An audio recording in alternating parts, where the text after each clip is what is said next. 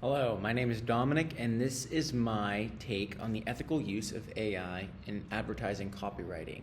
I'll try to keep it specific to advertising copywriting, but depending on the questions asked in this assignment, I may broaden a little bit and then reconnect it because I think AI, especially in an academic setting, is a very complicated issue. So let's get into it. So firstly, we have the question of who owns what AI puts out. If AI were to generate a majority of an ad copy script, creative brief, what have you, then who does it belong to? I believe that it belongs to the AI or whoever developed the AI. And there can be differing levels of how involved the human working with the AI was. We'll call the human like the creative. And then you have the AI that is supposed to be used as a tool. Now, this whole tool conversation, a big example is Grammarly. I think a lot of the ownership still lies within the creative person, the ad copywriter, when they use Grammarly to give a brief spell check on their creative brief, their scripts, what have you, just for grammatical consistency and other small technical things. But when these creatives start asking AI and doing an input, now there are varying levels of input as well. Are you asking for a template, or are you asking for AI to then also fill in that template? And if it's mostly AI generated, how are you differentiated from anybody else who could have put in that prompt? And it's hard to even make the argument, in my opinion, that it's original to you because you put in that prompt.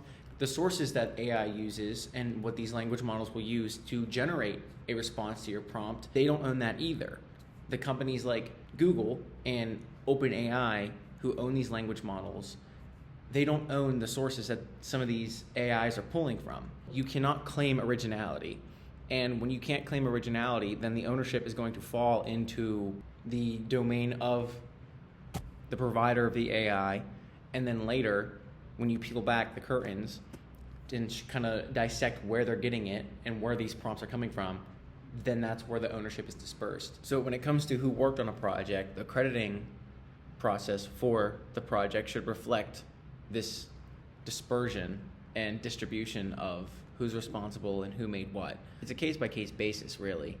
But still, as soon as AI gets involved further than a simple spell check, or it stops being technical and more conceptual, then I believe it is ethical to then, whether it's your client, your boss, your team, always disclose that.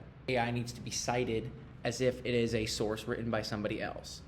Because if you follow the lineage, it is a source written by somebody else or a group of other people repackaged and given to you by AI. So I don't think AI necessarily diminishes the role of the copywriter, because there are still things that a copywriter can do and can offer in terms of creativity, outside of the box thinking, and that interpersonal connection with your client to really get down to what they want and what their messaging is. However, we need to be careful, especially as we're learning to become advertisers and copywriters, that we don't use AI as a crutch. Sooner or later, businesses and the corporations and our potential clients will learn how to use AI as well. So how do we set ourselves apart from what AI can give them? What can you do that AI cannot? In theory, that's very simple, but just be careful with how much you use it, because sooner or later, all you're gonna know how to do is use AI to do your job. But corporations, to save money, will also learn how to do that. So at the end of the day, it redefines, in my opinion, what it means to be a copywriter. And copywriters just need to keep their edge and keep their creative brain, as if it's a muscle, flexed. Use it or lose it. It's very easy now to lose it thanks to AI. Don't be afraid to use AI as a tool, but don't let it substitute the human connection and creativity that is an essential part of creating a brand image for a client. So jumping off what we just discussed in part one, in part two, we have a scenario here where if a copywriter uses AI tools in developing campaign copy, but they do not disclose this to the client. Like I said before, I believe that is very unethical. Disclosure is ethically necessary because that is not you. They are paying you. And it's as if you are using a source in an academic paper and you're not citing it properly. Now, the use of AI after being disclosed does not need to alter the perception of the work by any means. It's in how you use it that can affect the connotation. Okay, AI is not going to inherently or should not inherently discredit the work that you put in.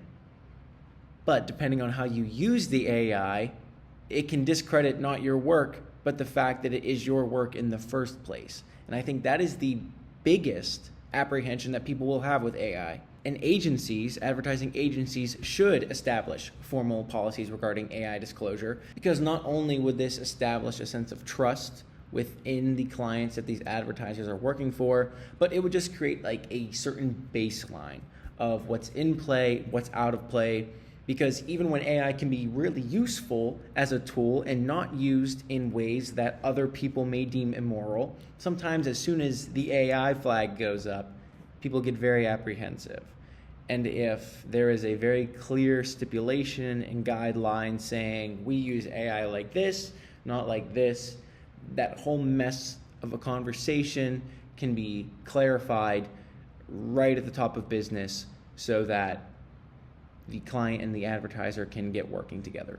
Another reason that people like clients might be apprehensive to hear that there is AI involved is because there are a lot of negative connotations with AI because of instances like scenario A, which is when an AI-generated campaign subtly reinforces cultural or social stereotypes. And that also plays in with the fact that AI is pulling from pre-existing sources. So these pre-existing sources might also feature and reinforce cultural and social stereotypes.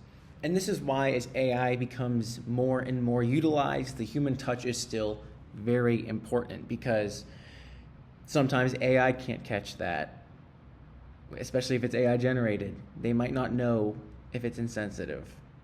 Sometimes another human might not know if it's insensitive. That's why it takes a team and a collaboration. And you have to collaborate with AI the same way that you would collaborate with somebody on your team. And somebody on your team could have a certain idea, and it might take somebody else on that team to say, no, that doesn't work. No hate, but it doesn't work because of X, Y, and Z. It's insensitive. It's that filter process. We have to hold AI to the same standards that we hold each other to, because it is subject to the same mistakes.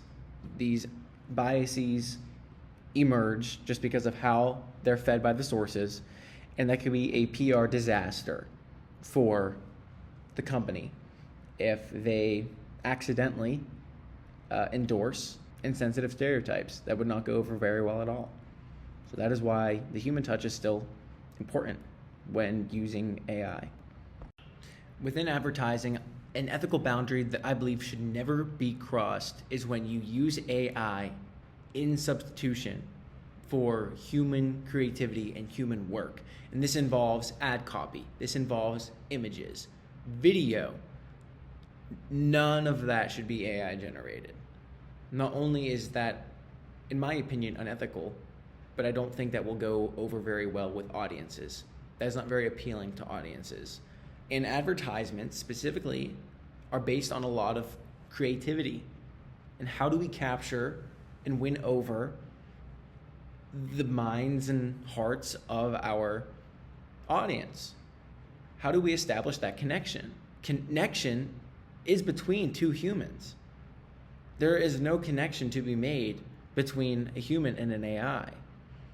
So when some of the core emotional aspects, whether it be funny, sad, anything else under that spectrum, when images and words in your advertising campaign are fully generated by AI, that connection is not going to be made. It's artificial. The AI landscape and how that intersects with the academic world is a little demoralizing, because I myself, as mentioned before, try to use it or lose it. I'm trying to stay practiced on being able to come up with ideas, think critically, engage with other people, and interpret what they're trying to say to me, and formulate my own thoughts and ideas. but that takes a lot of work and time, which is fine, as it should, because that will make you a better advertiser and frankly a better person. But when so many students around me are using AI in ways that I believe are unethical and will prompt me to lose it, replacing, the work, the writing, the kind of graphic design, the concept creation. When students around me are using AI to do this work for them, and they're getting very similar grades to what I'm getting, it's a little upsetting because I know they didn't spend 4 or 5 hours at their laptop, like in the past couple days, working on these assignments. But we're not at a stage right now to really establish any baseline of what is and is not out of play. So as far as my own use of AI goes, I do not use any sort of generative AI. I do not generate images with AI. I do not generate texts with AI. I believe that will limit my own ability to formulate my own thoughts and ideas. I will use AI when instructed. I do not want to be ignorant about AI. I have learned a lot about AI, and I do believe I am competent to use AI, and I will use AI if I am told by my teacher or my client or my employer. I'm very curious to see where this whole AI conversation goes and where it takes us. But for now, I will stay up to date. I will practice and know and learn how to use it. But for my own personal standards, I will still continue practicing and flexing those creative muscles to keep my edge. So hopefully, in a world of people who rely on AI as a crutch to develop campaigns or even write emails at this point now, I will not be as reliant on AI. So thank you for watching my video.